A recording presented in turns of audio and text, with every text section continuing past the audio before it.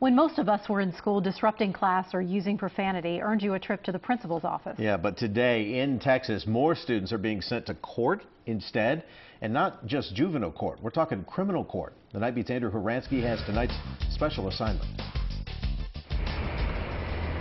Imagine what it must be like to be the girl taunted in junior high, the one other kids tease. At South Austin's Fulmore Middle School, that girl is Sarah.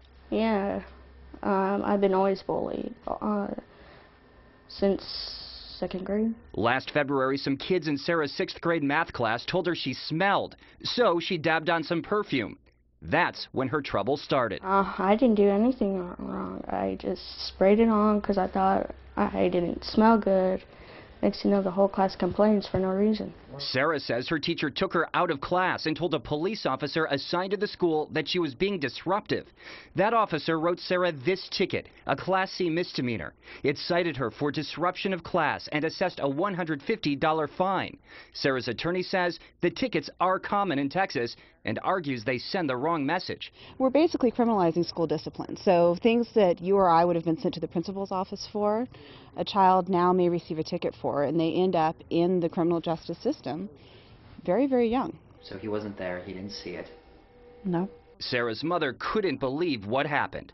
I think it's wrong. If you don't see it, how can you say she disturbed the class? A rise in school violence in Texas, like the kind in this YouTube clip, convinced the legislature to get tougher on school crime. In the mid-90s, lawmakers added something called Chapter 37 to the state's education code. It gave every school district in the state the option of creating its own police force.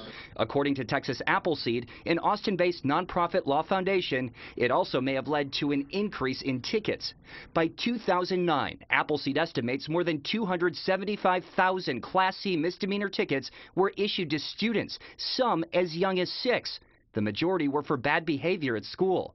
School police wrote the most in Houston, followed by Dallas, San Antonio, Brownsville, and Austin. The tickets came with a fine of $50 to $500, required students and a guardian to appear in municipal court, and could stay on a student's record. The tickets could also impact a student's chances of getting into college. A uniform application, now commonly used in Texas, asks if they have ever been convicted of a misdemeanor, a felony, or other crime. To that, the answer would be yes. All of the evidence that looks at really, kind of get tough measures for kids, it finds that they are totally counterproductive. They don't work. They lead to poor outcomes, and they're a waste of our resources. Not everyone agrees. And so, yeah, I think it works. Does it work every time? No. Does someone who speeds getting a speeding ticket quit speeding? Captain Eric Mendez of AISD Police could not comment on Sarah's case. He says times have changed and that students are engaging in crimes warranting law enforcement. And so our officers need to have the same abilities in a school setting as you would out in the community. Just because you're inside the four walls of a school doesn't mean that the laws change because you're inside the four walls of a school. An assault is still an assault.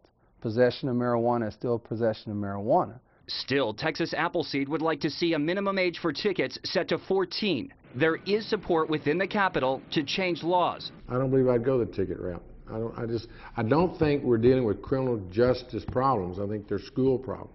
As for Sarah's case, she will soon go before a jury of 6 adults. They will decide the punishment for an act her mother believes an educator should have handled. Well, I feel like the teacher should have just stopped it right then and there. Asked the other students to stop harassing Sarah. Asked Sarah to give her perfume and just let it go from there. I don't want to let nobody see bad stuff on my record. It makes me feel embarrassed. Embarrassed as a young girl learns a lesson in law the grown-up way. On special assignment, Andrew Horansky, KVUE News, Night Beat.